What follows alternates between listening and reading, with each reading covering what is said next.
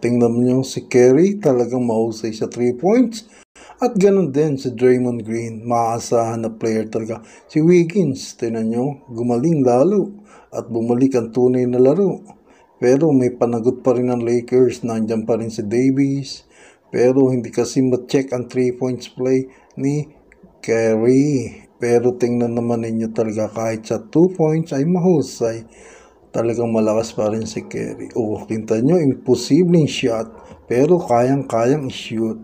Ayan pa rin. Dumakdak pa ang isang malaking tao ng Lakers. Pero Stephen Curry, ayan pa ang rookie. Ang galing talaga. So, kita nyo si Kuminga. Mahusay. Meron na namang rookie nagpapakitang gilas. Okay. Kita nyo. Ayan na pa. Isa na naman, talagang si Reeves, mahusay talaga.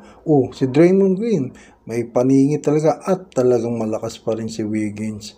Mula na matapos na tinatawag na trade. Ayan pa si Kuminga, nag 3 points.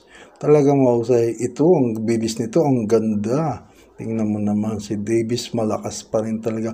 Ayan na naman ang dakdak ng lawi ng Golden State. Si Draymond Green. Talagang maasahan mo pa rin sa... Ito ang magandang step ni Stephen Curry. Step talaga.